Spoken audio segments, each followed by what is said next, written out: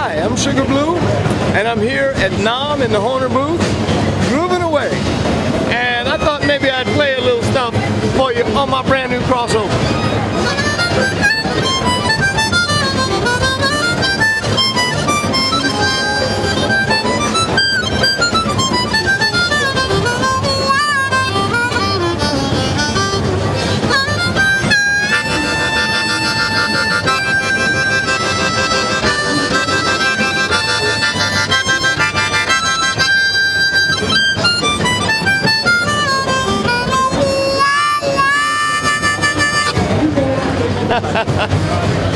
Being here. Pleasure, Derek. You know, you're really known for having a completely technically advanced style that was pretty much unprecedented. Could you talk about who your influences were with regard to that? Were they non-harp influences? Who all have you listened to that helped you develop your unique style? Well, I listened to a lot of Stevie Wonder, okay? And I listened to a lot of Bob Dylan. And around the house, since my mother was a big band singer back in the day, there was always stuff around by the great saxophone players, you know, a lot of Duke Ellington, a lot of Dexter Gordon, you know, and so I listened to that stuff, and I guess I was influenced by it because I was like, I was trying to play those kind of lines. So, and I was playing some rock and roll and stuff like that. But then I heard Little Walter with Muddy Waters and Sonny Boy Williamson, and it just turned my life around, you know. And I started listening to those guys and started playing with them, you know, playing along with the records.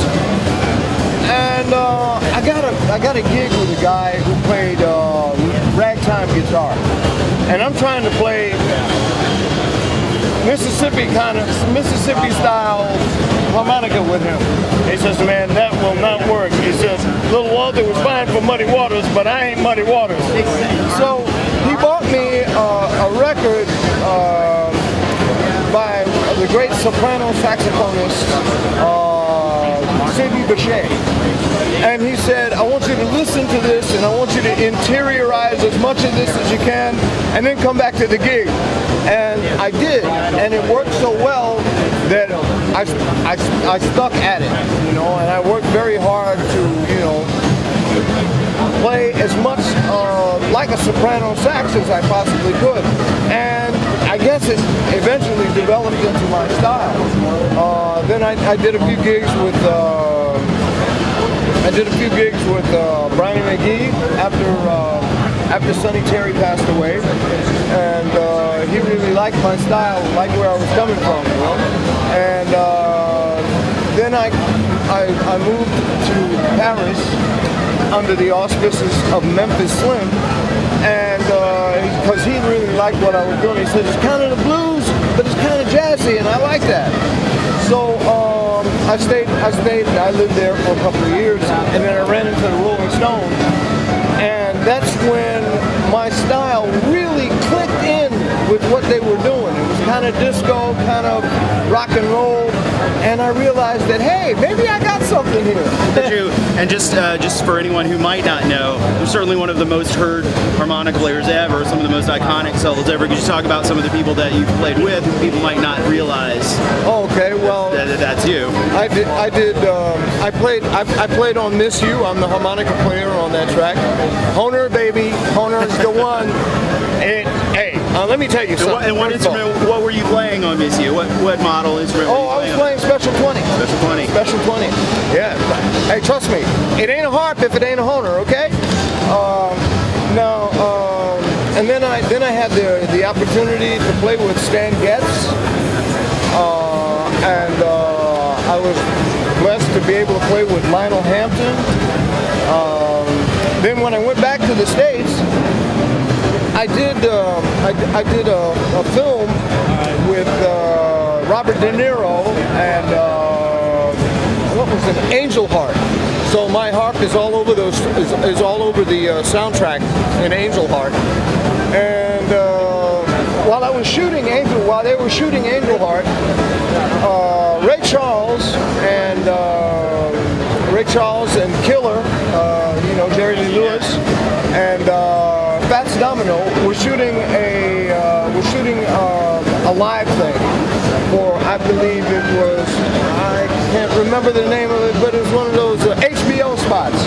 And I ended up playing with Fats Domino and Ray Charles and Jerry Lee Lewis, you know. So I mean, I've been really fortunate with, you know, it's like you got to have some chops, you got to practice, and you got to do all of that good stuff.